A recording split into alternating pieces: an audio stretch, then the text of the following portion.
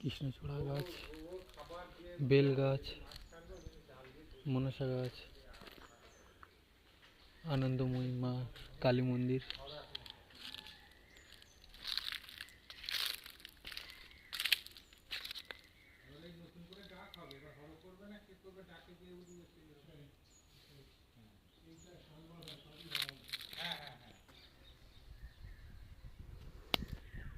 আনন্দময়ী মায়ের কালী মন্দির।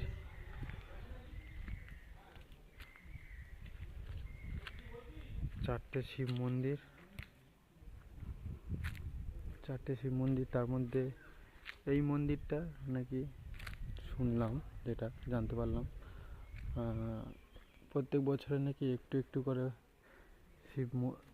শিবলিঙ্গটা বাড়ে এই মন্দিরে।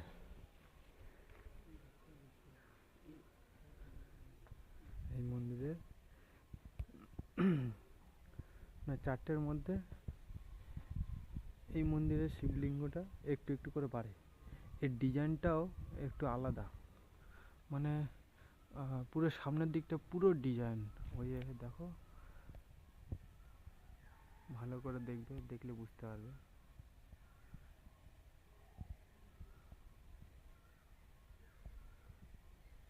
আর এই চারটে মন্দিরের দেখো ডিজাইন, এই একটা,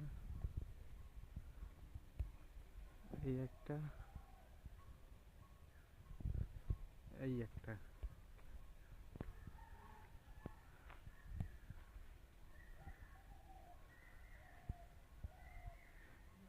চারটের মধ্যে ওই মন্দিরের ডিজাইনটা সামনে একদম আলাদা, মানে একটু বেশি ডিজাইন আছে।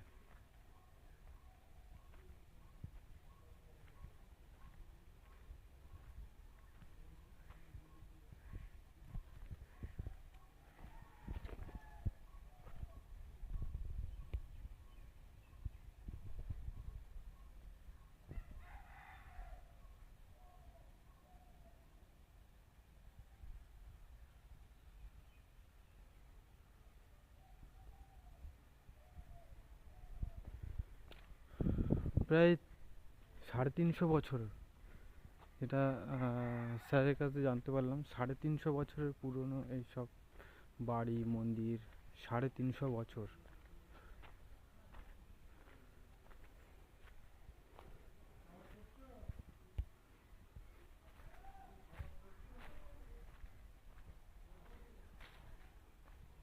এই বাড়িটা তো পুরো অবস্থা খারাপ।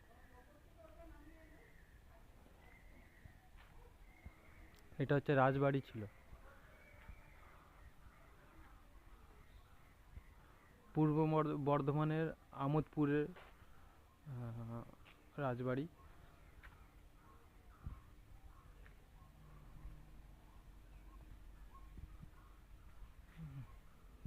ওই বাড়িটা দেখো, পুরো জলের মধ্যে বাড়ি, ঠিক আছে? জলের মধ্যে বাড়ি, তাও কত ডিজাইন। জলের মধ্যে বাড়ি, তাও ডিজাইন। আর কি দেখবে বলো? এই বাড়িটার এই পাশটা, এই সাইডটা ছেড়ে দিয়ে আর সব সাইডটাই বাড়িটার মানে একটু ঠিকঠাক করে রং টং করেছে।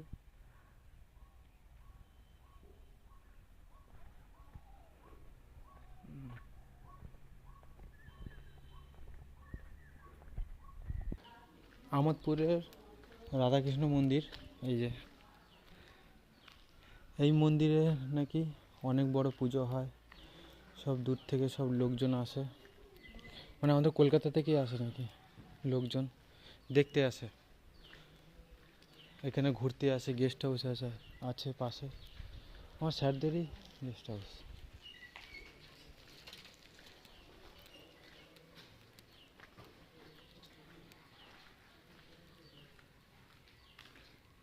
এটা আমার স্যারের বাড়ি, মানে উনি এই বাড়ির ছেলে আর কি। এখন এইখানে থাকে না, এখন উনি সল্টলেকে থাকে। এই যে রাস্তাঘাট।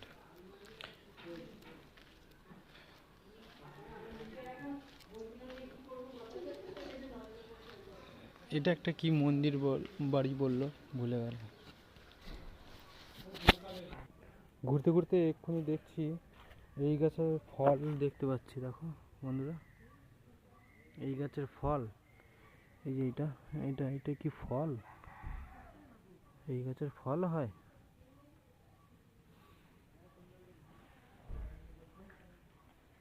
গাছ,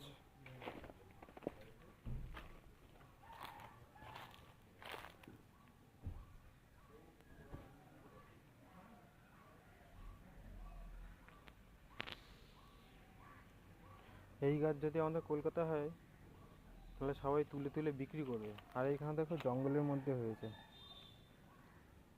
জঙ্গলের মধ্যে হয়েছে।